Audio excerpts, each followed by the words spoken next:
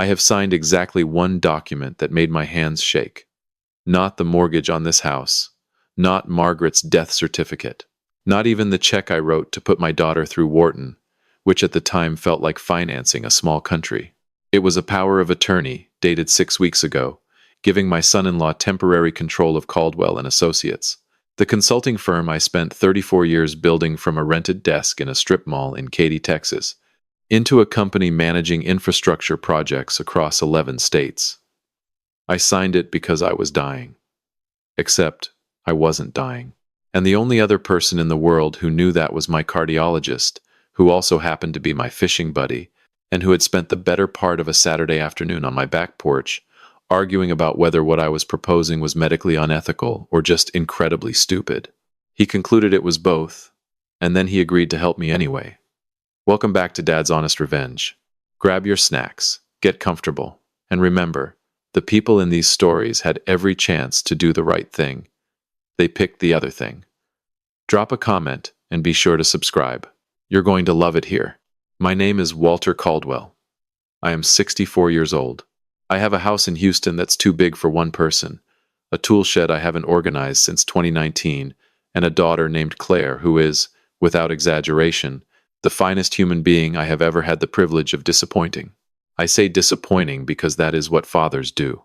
We disappoint our children in small, invisible ways, not because we mean to, but because we are imperfect people trying to raise perfect ones, and the math on that never quite works out. Claire is 33. She has her mother's patience and my stubbornness, which is a combination that makes her essentially impossible to argue with, and even more impossible not to respect. She graduated top of her class at Wharton. She came home to Houston when she didn't have to, joined the firm when she had better offers, and spent 6 years learning every corner of the business with the kind of quiet thoroughness that reminded me so much of Margaret, it physically hurt sometimes. She married Derek Hale when she was 29. I want to be fair about Derek because fairness is important to me, even when it's inconvenient. Derek was not, on the surface, an unreasonable choice. He was 36 when they met. Tall, articulate, the kind of man who wore good watches and remembered your name the first time. He had an MBA from Rice, a background in private equity, and the particular brand of confidence that comes from having been told he was exceptional since approximately birth. I did not like him. I want to be clear that this was not protective father instinct. I have examined my own bias carefully, the way you do when you suspect you might be the problem, and I concluded that I was not the problem.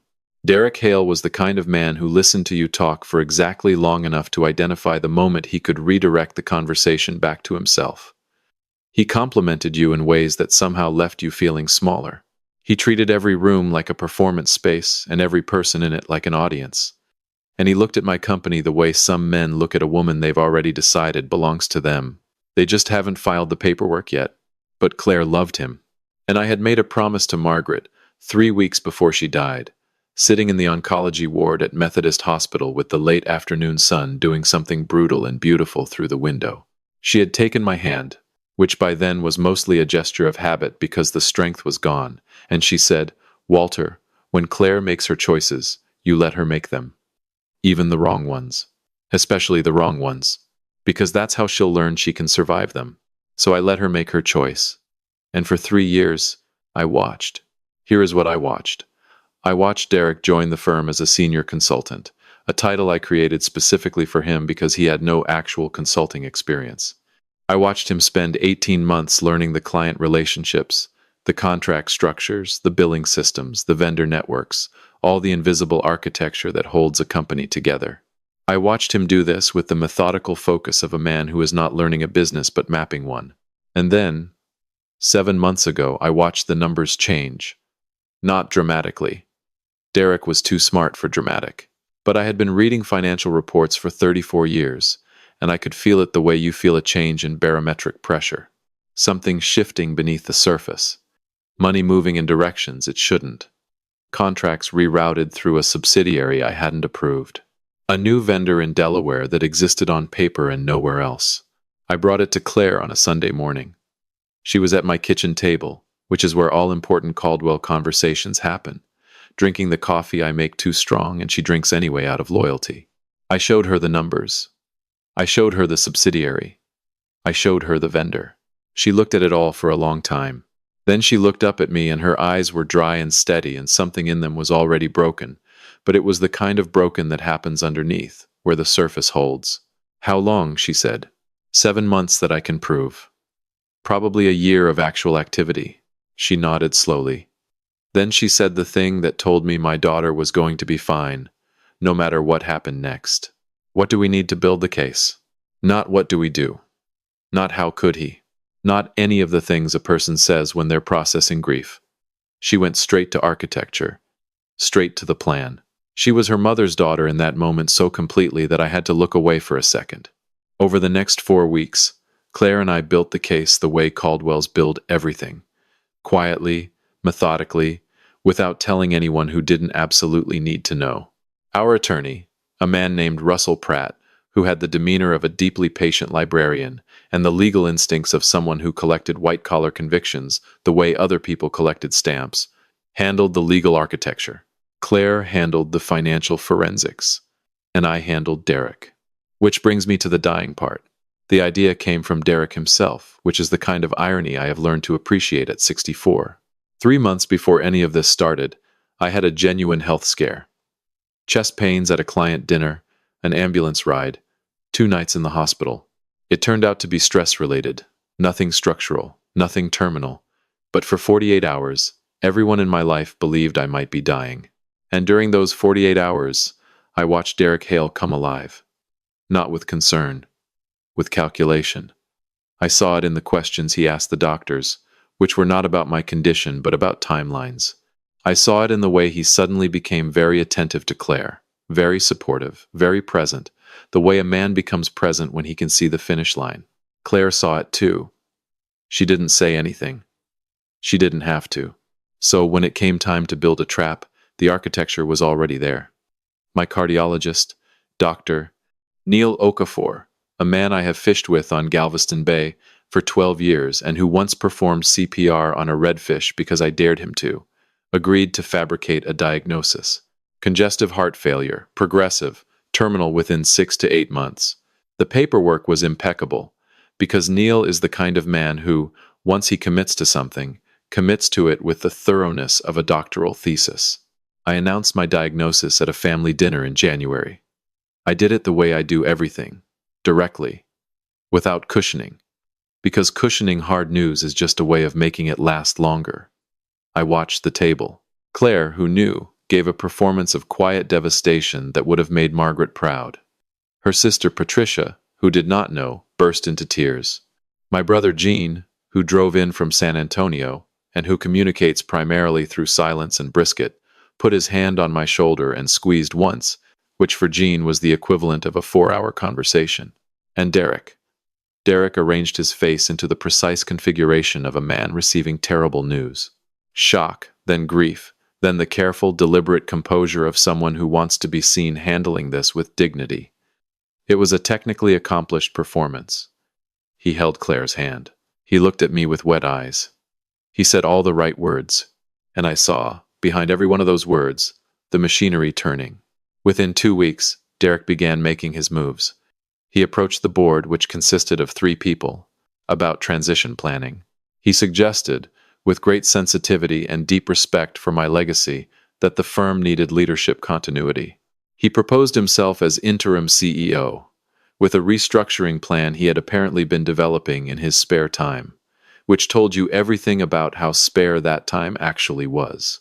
He brought the proposal to me at home, sitting in my living room in the leather chair Margaret had picked out, while I sat in my recliner wearing the expression of a man who was tired and sick and too exhausted to fight about the future. I looked at the proposal. It was good. I'll give him that. It was thorough and professional, and it would have systematically transferred every meaningful asset of Caldwell Associates into a holding structure that Derek controlled within 18 months of my death. I signed the power of attorney. I signed it with hands I made tremble slightly, which was not difficult because I was genuinely furious, and fury at 64 has a way of expressing itself through the extremities. Over the following 5 weeks, with my power of attorney in hand, Derek accelerated. The Delaware subsidiary expanded. New accounts opened. Client relationships were quietly rerouted through structures that would survive a change in ownership. He was building a machine designed to separate my life's work from my family the moment I was no longer around to stop it. He did all of this while bringing me soup. I want you to understand that. Every Tuesday and Thursday, this man brought homemade soup to the house of the man he was systematically robbing. Chicken tortilla, usually. Sometimes pozole. He would sit with me for 20 minutes and talk about the business with the careful, gentle tone of a man speaking to someone who was fading, and I would nod and ask vague questions and occasionally close my eyes as if the effort of conversation was becoming too much for me. He brought the soup in a ceramic container with a rubber lid. I still have it. I'm keeping it. If you've been listening for a while and this channel has brought you entertainment or comfort, do us a quick favor and hit that subscribe button. Over 90% of our listeners haven't subscribed yet, and it genuinely helps keep these stories coming. Thank you. The board meeting was scheduled for March 14th, a Friday. Derek had arranged it as a formal transition meeting, the official handover of operational control. He had prepared a 40-page presentation. He had invited 2 outside investors he'd been cultivating, men I had never met and whose names did not appear in any company record I had approved. The meeting was at the firm's conference room on the 22nd floor of our building on Louisiana Street, with floor-to-ceiling windows overlooking downtown Houston. Margaret had picked that office too. She had a thing for views. I arrived early. 8:15. Derek was already there, arranging materials at the conference table with the focused energy of a man who has been waiting for this moment for a very long time. He looked up when I came in, and something moved across his face. Surprise, first, because I was supposed to be at home, resting, declining. Then concern, performed with his usual precision. "Walter," he said, coming around the table. "You didn't need to come in for this. We have everything handled." "I know you do," I said. I sat down at the head of the table. My chair. The one I had sat in for 22 years. I sat down in it the way you sit, in something that belongs to you. The board members arrived at 8:30. Frank Upton and Maria Santos, both of whom had been with me for over a decade, and both of whom looked at me with the particular discomfort of people who believe they are watching a dying man's last act of stubbornness. Derek's 2 outside investors arrived at 8:45. They were exactly what I expected.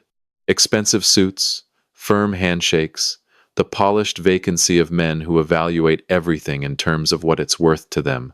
At 9, Derek stood up to begin his presentation. He had a clicker, he had slides, he had the controlled energy of a man who was about to take possession of something he believed he had earned. He got through the first 3 slides. On the 4th slide, which was titled Transition Timeline, the conference room door opened. Claire walked in. She was not supposed to be there. Derek had specifically scheduled this meeting during a client visit Claire had in Dallas, a visit he had arranged, which I know because Russell Pratt had the email chain. Claire walked in wearing the gray suit Margaret had bought her for her first day at the firm, which she later told me was a deliberate choice, and which nearly destroyed me when she said it. She was carrying a leather portfolio. Behind her came Russell Pratt, who entered a room the way a weather system enters a coastline, quietly and then all at once. Behind Russell came 2 women I did not recognize, both in dark blazers, both with credentials visible on lanyards, both with the specific posture of people whose profession is announced by how they stand before any words are spoken. Derek stopped talking. The clicker stayed raised in his hand. He looked at Claire with the expression of a man who is rapidly recalculating. "Claire," he said, "you're supposed to be in Dallas." Claire didn't look at him. She looked at me, and I saw my daughter in that moment with a clarity that felt like a gift. I saw Margaret's calm. I saw my stubbornness. I saw something else underneath that was entirely her own, a steadiness that did not need to perform strength because it simply was strong. "Hey, Dad," she said. "Hey, sweetheart," I said. "You're right on time." She sat down across from Derek. Russell Pratt positioned himself at the corner of the table with his legal pad and the expression of a man about to do the thing he was put on earth to do. The 2 women in blazers did not sit. They stood near the door with the quiet, geometric precision of people who understand which exits matter. Derek looked at the women. He looked at Russell. He looked at Claire. Then he looked at me, and I watched it begin. The slow, terrible dawn of understanding moving across his face like weather. "Walter," he said. His voice had changed. The performance was thinning. I looked at my son-in-law across the conference table where I had built my career, in the building my wife had chosen, in the chair where I had made every important decision of my professional life. "I'm not dying, Derek," I said. The silence that followed was the specific kind of silence that has weight. You could feel it pressing on the windows.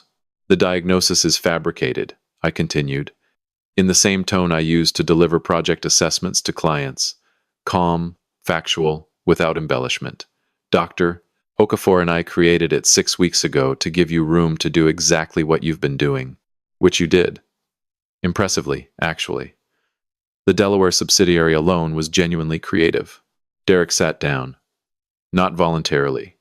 His legs simply made the decision for him. Russell Pratt opened his portfolio with the deliberate efficiency of a man who has been waiting for this moment the way some people wait for Christmas morning. "Mr. Hale," he said, without looking up, "I'm going to walk you through several documents. The first is a forensic audit of all financial activity conducted under the power of attorney signed by Walter Caldwell on January 28th. The second is a filing with the SEC regarding the Delaware entity, which I understand you incorporated using your college roommate's name, which was an interesting choice. The third is a civil complaint alleging breach of fiduciary duty, fraud, and conversion of corporate assets. And the fourth," he paused with the mild satisfaction of a man saving the best item on the menu for last, "is a referral to the U.S. Attorney's Office for the Southern District of Texas, which has already been accepted for investigation based on materials we provided 3 weeks ago." He lined the documents up on the table with the precision of a man dealing cards. "You're welcome to call your attorney," Russell added pleasantly. "I'd recommend it." Derek stared at the documents. His 2 outside investors had gone very still. One of them was quietly reaching for his phone. The other was looking at the door where the 2 women in blazers were standing with the expression of a man who has just realized he is on the wrong side of something. Derek looked at Claire. "And this is the part I need to tell you about precisely, because it matters." He didn't look at her the way a caught man looks at his accomplice. He looked at her the way a man looks at someone he has underestimated so completely that the miscalculation itself has become a kind of revelation. "You knew," he said. Claire looked at him steadily. "I have wondered many times since then what she was feeling in that moment. I have wondered whether there was grief in it, or anger, or the particular cold satisfaction of watching a plan you built with your father execute exactly as designed. What I saw on her face was none of those things. What I saw was something quieter. Something that looked, if I'm being honest, like exhaustion. The specific tiredness of a person who has been pretending not to know something for a very long time and has finally been allowed to stop. I've known since October," she said. "Dad found the first discrepancies in September. I found the rest." Derek's mouth opened and closed. He looked at me again, and I could see him replaying every Tuesday soup delivery, every gentle conversation in my living room. Every moment he had believed he was managing a dying old man who was too tired and too sick to see what was happening around him. "The soup," he said, almost to himself. "Was very good, actually," I said. "Especially the pozole." Something broke in his face then, not composure, something deeper. The specific architecture of a man who has built his entire identity around being the smartest person in every room, collapsing in real time as he realizes he has never once been the smartest person in this one. Frank Upton, who had been sitting in stunned silence, cleared his throat. He looked at me. He looked at the documents. He looked at Derek. "Walter," he said carefully, "are you telling me you've been healthy this entire time?" "As a horse," I said. "Neil gave me a full physical last week. Blood pressure's better than it was at 50. He said I should take up jogging. I told him I'd rather be actually dying." Maria Santos, to her enormous credit, laughed. It was short and startled, and she immediately covered her mouth. But it was there. Derek was escorted out of the building at 10:45 by the 2 women in blazers, who turned out to be investigators with the SEC's Fort Worth regional office. He walked between them with the diminished quality of a man whose body has not yet caught up with what his mind already knows. At the elevator, he turned around. I don't know what he was looking for. Some version of this that he could still narrate to himself as something other than what it was. He found Claire, standing at the conference room door, watching him with her mother's eyes and her father's jaw, and 33 years of being underestimated by men who should have known better. She didn't say anything. She didn't need to. The elevator doors closed. I found Claire 20 minutes later in my office, standing at the window Margaret had loved, looking out at the Houston skyline, doing what it does in March, hazy and enormous and indifferent to the dramas happening inside its buildings. I stood beside her. We were quiet for a while. "How do you feel?" I asked. She thought about it the way Caldwells think about that question. "Honestly, like I've been holding my breath for 6 months," she said. And I just exhaled. I nodded. "And also," she said, she paused, "also I need to know something." "Okay." She turned to look at me. "Did you suspect him? Before any of this? Before the numbers? When I brought him home that first time, did you know?" I looked at my daughter and I thought about Margaret's instruction. Let her make her choices, even the wrong ones. "I had concerns," I said carefully. She almost smiled. "Dad, I had significant concerns." She laughed. It was small and tired, and it was the best sound I had heard in 6 months. "Why didn't you say anything?" "Because your mother told me not to," I said. "And because she was right. She almost always was." Claire looked out the window for a long time. Then she said something that I have thought about every single day since. "He brought you soup, Dad, twice a week. While he was stealing everything you'd built, he sat in your living room and talked to you, like you were already gone. And the whole time, you just sat there." "Yes." "How did you not lose it?" I looked at my daughter. "Because I was playing a longer game," I said. "And because the soup was legitimately good. I am not going to let the quality of the soup go unacknowledged just because the man is a criminal." She put her head on my shoulder. We stood there for a while, father and daughter, in the office Margaret had chosen, looking at the city she had loved, in the company we had built, which was still standing. "Sunday," I said. "You're coming for dinner?" She lifted her head. "Dad, I don't care what Russell has scheduled. I don't care what the SEC needs. Sunday, 6 o'clock. I'm making brisket." "You can't make brisket." "I can absolutely make brisket. Gene taught me. Uncle Gene's brisket is terrible." "It is not terrible. It is an acquired taste. It took us 12 hours. She looked at me for a long moment, and I saw everything in her face. The grief, the relief, the anger, the love, the exhaustion, all of it layered together in the way that real emotions are always layered, never clean, never singular, always arriving in combinations that don't fit neatly into any single word. 6 o'clock, she said. "I'll bring wine. Bring the good stuff." "I always bring the good stuff." "Yes," I said. "You do." Derek Hale was indicted 4 months later on 11 counts of wire fraud, securities fraud, and breach of fiduciary duty. He pleaded guilty to 7 of them in a deal his attorney characterized as reasonable, which tells you everything about the other 4. He received 37 months in a federal facility in Bastrop, which is close enough to Houston that I could theoretically visit, which I will not be doing. The divorce was finalized in August. Claire handled it with the same quiet thoroughness she handles everything. She didn't ask for anything that wasn't hers. She didn't take anything she hadn't earned. She walked out of that marriage the way her mother walked out of every difficult room, with her back straight and her dignity intact, and not a single thing she needed to apologize for. The 2 outside investors Derek had brought to the meeting were investigated separately. One of them cooperated. The other hired 4 attorneys, which in my experience is what people do when they know cooperation won't help. Caldwell Associates did not collapse, did not shrink, did not flinch. Claire stepped into the CEO role officially in April, and by the end of the year, the firm had its strongest quarter in a decade. 3 clients who had been with me since the beginning sent handwritten letters when the news became public. One of them, a retired city engineer from Beaumont named Curtis Wells, sent a pecan pie. Claire called me the night the pie arrived, sounding genuinely bewildered. "Dad, a man sent me a pie." "That's what people do," I said. "Why?" "Because they care, and they don't know how to say it, so they bake something. It's the most honest form of communication there is." A pause. "It's actually incredible pie," she said. "Then write him a note," I said. "By hand, tomorrow." She did. I think about Derek Hale sometimes. Not with anger.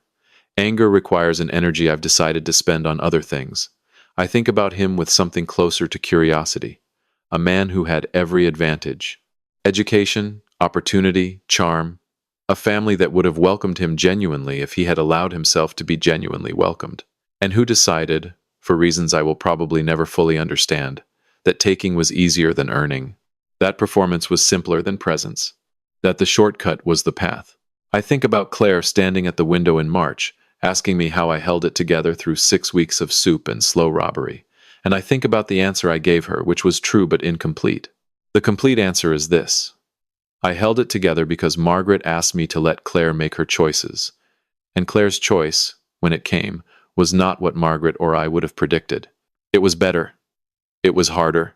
It was the choice to stand in a conference room across from the man she had loved and built a life with and say, I've known since October, with the calm, devastating precision of a woman who had decided that the truth was more important than the comfort of pretending. She did not learn that from me. I am a man who hides behind brisket recipes and fishing trips and bad jokes about soup containers. She learned it from her mother, who faced every hard thing in her life directly, without cushioning, without performance, with nothing but the naked fact of who she was. My name is Walter Caldwell. I am 64 years old. I have a house in Houston that's too big for one person, a tool shed I should probably organize, and a daughter who runs my company better than I ever did, which I say with the specific pride of a man whose obsolescence is the greatest compliment he's ever received. I have pretended to be dying. I have eaten soup made by the man who was robbing me and complimented it honestly because it was honestly good. I have watched my son-in-law's face in the moment he realized that the old man he'd been managing was the one managing him, and I have felt something in that moment that I don't entirely have words for. Something that lives in the space between justice and sadness, between winning and wishing you hadn't needed to. I have learned at 64 that the moments that define you are rarely the dramatic ones. They are not the conference room confrontations, or the legal filings, or the look on a man's face when his whole strategy collapses. Those are the moments that make good stories. And they are real, and they matter. But they are not the ones that stay. The ones that stay are quieter.